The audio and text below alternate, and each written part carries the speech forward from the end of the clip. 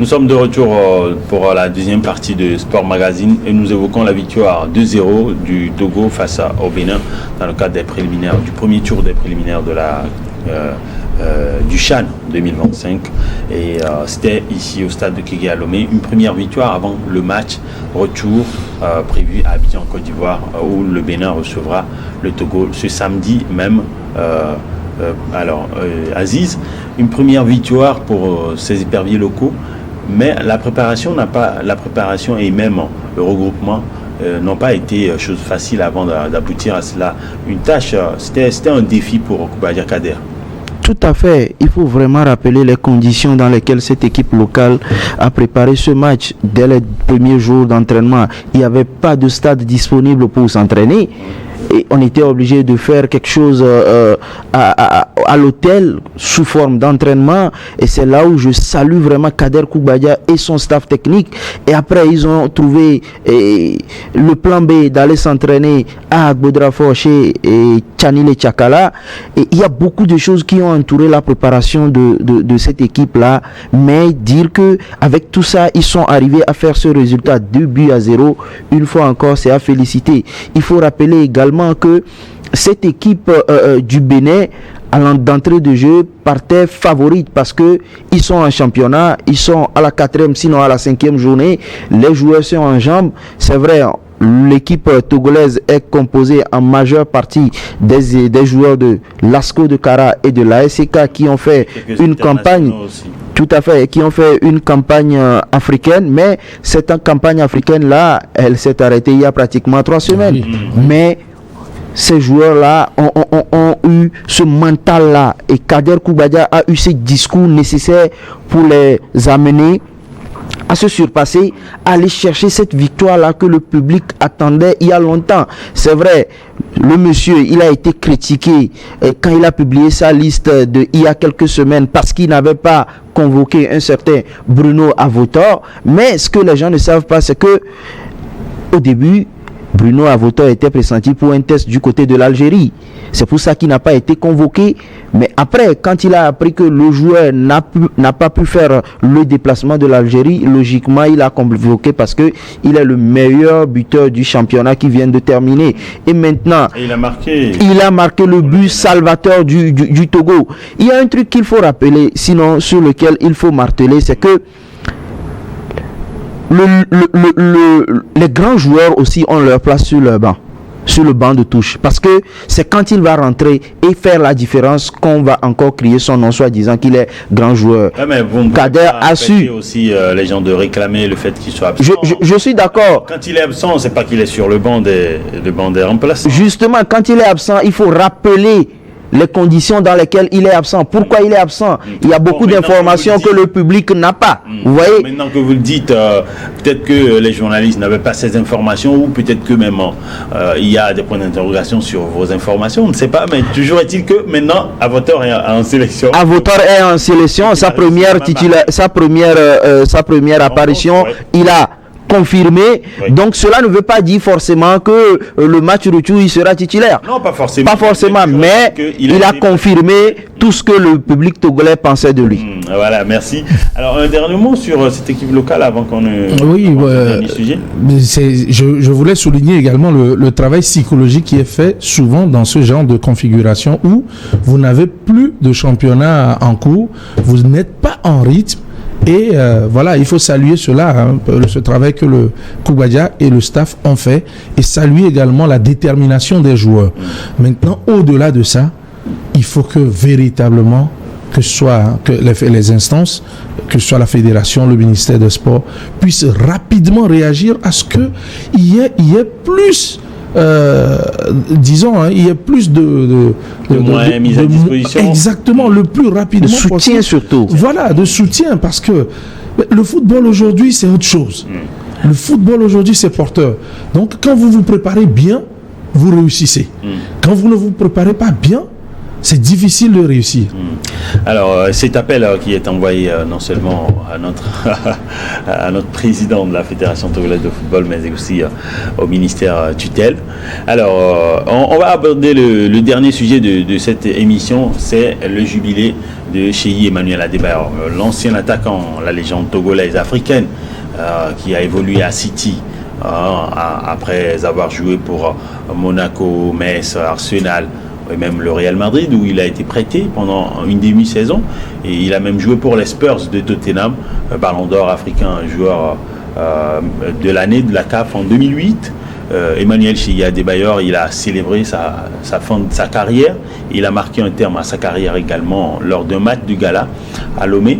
Là, on peut voir sur les images, les supporters togolais étaient présents au stade de Kégué.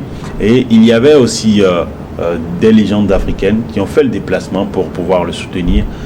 Il y avait Didier Okocha, il y avait Samuel Eto'o, Nwankwo Kanu, il y avait Tony Silva, Alexandre Song, Aurélien Chedou, Didier Zokora. Et donc, Emmanuel Adebayor a été célébré pour une dernière fois au stade de Kégué. Un mot sur cette carrière légendaire, historique, unique pour l'instant dans l'histoire du Togo. Est-ce qu'il faille encore développer cela? On n'en finirait pas. En tout cas, c'est une carrière que je salue. Merci à ce joueur qui, avec ses coéquipiers, nous ont fait pleurer de joie. Et toute sa carrière, le parcours, il n'y a rien à redire. Mais c'est une réussite. C'est une réussite. Le Togo aussi attendait ce genre de joueur, ça fait très longtemps. On n'avait jamais espéré d'ailleurs que Adebayor puisse arriver là. Ça, il faut le dire. On n'a jamais cru, mais le joueur a cru en lui. Et lui-même, il a dit, à un moment donné, Didier Deschamps lui a dit certaines choses à Monaco, lorsqu'il était à Monaco. Et là, il a pris conscience qu'il avait de la valeur et il a su le développer. C'est ça, en fait. C'est là où moi je pense qu'il faut que chaque jeune puisse rebondir là-dessus. Il faut croire en soi, comme Adebayor l'a fait. La carrière qu'il a eue, franchement, c'est une très bonne chose. Et des légendes comme ça, on n'en a pas jusqu'à présent. On n'en a pas jusqu'à présent. Et on prie pour qu'il y ait d'autres Adebayor au Togo.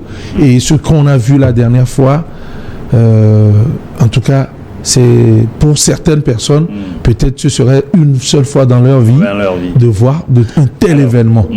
Alors, si tu devrais également placer un mot pour sur la carrière. Helmut, je ne vais pas faire comme Dieu donné. Moi, je vais le rappeler parce que quand on parle d'Emmanuel Cheyi Adebayor, on parle du seul Togolais qui fait partie des 7 joueurs africains à avoir joué au Real Madrid. Quand on parle d'Emmanuel Adebayor, on parle de ce joueur togolais là qui a impacté le football africain et mondial. Quand on parle d'Emmanuel Adebayor, on parle de ce joueur-là qui, à un moment donné, a fait douter Cristiano Ronaldo dans la première ligue anglaise. Donc, très belle et grande carrière pour Emmanuel Adebayor. Carrière réussie, jubilé réussi. Et je pense que cela permettra aux générations futures de se rappeler chaque fois, d'aller chercher le football togolais. Parce que si on veut vraiment être véridique envers nous-mêmes, je crois et je suis tenté de le dire que le jubilé de M.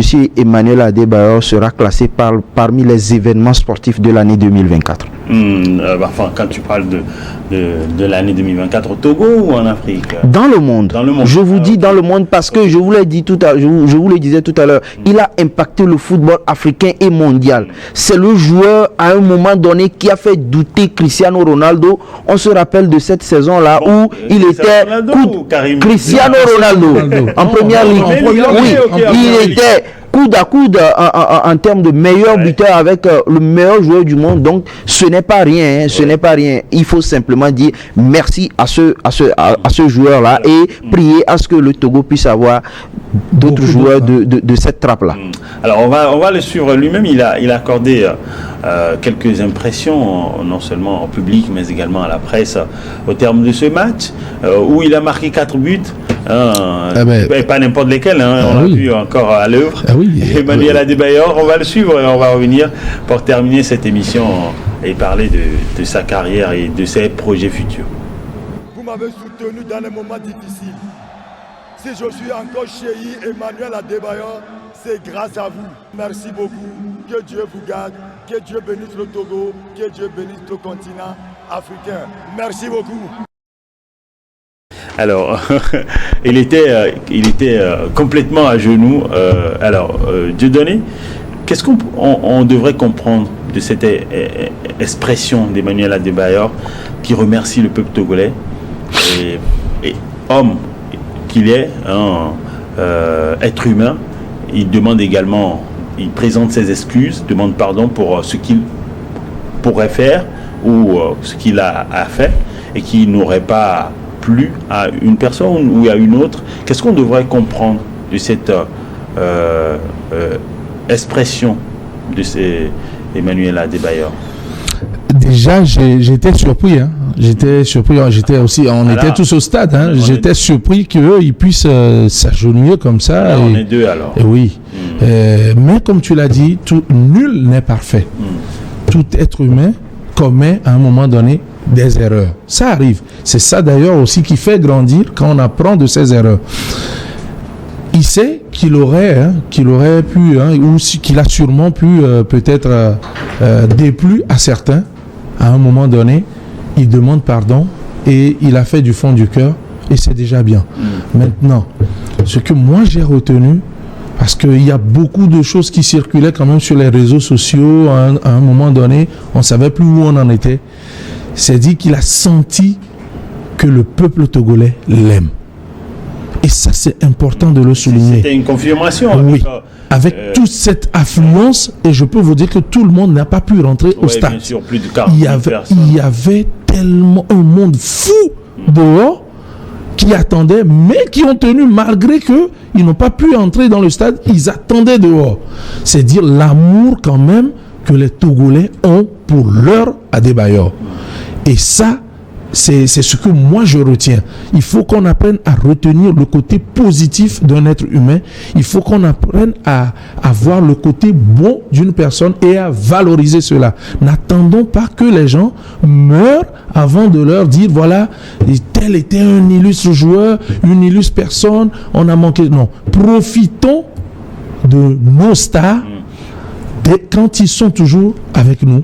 Et voilà, comme ça, nous pourrons développer énormément de choses.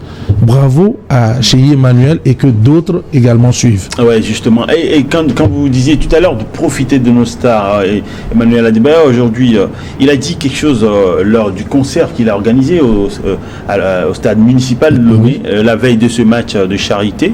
Il disait qu'il prend maintenant du plaisir à rendre les gens heureux, à investir dans l'entrepreneuriat des jeunes, dans la formation des jeunes, et il y prend du plaisir plus que les buts qu'il marquait avant. Oui, c'est le début d'une reconversion. Il faut retenir simplement ça comme ça. C'est le début d'une reconversion parce que le football s'est terminé depuis. Ouais. Le football s'est terminé depuis pour lui. Mais le jubilé mettait fait officiellement à sa carrière. Maintenant, pour revenir à l'acte que le joueur a posé, c'est un acte salutaire. Il sait que involontairement ou involontairement, à un moment donné de sa carrière, il aurait peut-être piétiné certaines personnes, mais peut-être en piétinant certaines personnes, il avait également ses raisons, mais il ne veut pas faire valoir ces raisons-là. Il se porte. C'était quelqu'un qui disait que Adebayor, c'est quelqu'un qui aime s'excuser plutôt que de demander la permission, parce que il a fait certaines choses sur lesquelles beaucoup l'ont critiqué, mais qui ont apporté énormément également, non seulement à la sélection nationale des éperviers du Togo, mais également au football en général. Des fois il le faut, elle monte. Des fois vaut mieux s'excuser. Des fois vaut mieux s'excuser après que de demander la permission pour ne pas qu'on vous l'accorde, parce que au jour d'aujourd'hui en sélection togolaise, il faut reconnaître que c'est grâce à ce monsieur que certains trucs ont été implantés. C'est grâce à ce monsieur que certaines choses sont restées telles qu'elles sont jusqu'à aujourd'hui. Si on pouvait avoir d'autres Adebayor, on aurait encore eu d'autres améliorations. Mais on ne va pas en venir là. on parle uniquement du geste que le joueur a posé. Il a demandé des excuses, il a demandé pardon à ceux à un moment donné qu'il a piétiné. Donc je pense que nous sommes tous de grandes personnes, sinon ils sont tous de grandes personnes, parce qu'il y a des gens qui ont reçu des balles perdues certainement. Ils sont tous de grandes personnes. Il faut des choses, à mon avis, c'est de pouvoir il faut l'accepter, il faut oublier, il faut avoir l'humilité et continuer, parce que après tout, il faut faire évoluer le football togolais. Et alors, nous arrivons quasiment au terme de cette émission. Dieudonné, si vous avez quelque chose à rajouter avant qu'on commence cette émission. Quelque chose à ajouter, moi je reviens encore sur le jubilé. Je dis encore une fois merci à Emmanuel Adebayor, parce que aujourd'hui les gens n'imaginent pas ce que ce jubilé aura comme impact sur les jeunes ou sur les gens. Alors, c'est-à-dire C'est-à-dire que lorsque moi je vais au stade avec toutes ces stars dont on rêvait depuis longtemps, des JJ Okocha, Nwankwo Kanu et consorts, quand vous voyez tous ces gens-là, quand vous voyez ce que ça représente, les valeurs que ces gens-là transportent, vous vous dites, vous devez aussi réussir. En tout cas, moi, c'est ce que je retiens de tout ce que j'ai vu. En gros, ça veut dire que ça booste l'être humain à aller de l'avant, à se chercher. Et les légendes qui viennent à Lomé uniquement pour pouvoir honorer une personne. Ça veut dire qu'il y a un Togolais aussi quelque part qui représente grand dans le monde. Effectivement. Et c'est une fierté. Alors justement, pourquoi pas emboîter le pas. C'est vrai que c'est énorme quand on le voit. C'est une montagne à Adebayor. On se demande si on pourrait défier ce qu'il a pu réaliser. Mais ça viendra. Ça pourrait inspirer. ça inspire. Et justement, je pense que s'il a organisé cela, c'est pour montrer quand même qu'il a une certaine importance, non seulement au Togo, mais également en Afrique et dans le monde, et qu'il peut inspirer beaucoup de personnes. Alors, un dernier mot, Aziz? Félicitations et merci beaucoup à ce monsieur-là. Il a fait rêver beaucoup de jeunes Togolais. Il a fait changer de mentalité à beaucoup de jeunes Togolais. Donc, vivement qu'il puisse avoir le même succès dans sa reconversion que le succès qu'il a eu dans le football.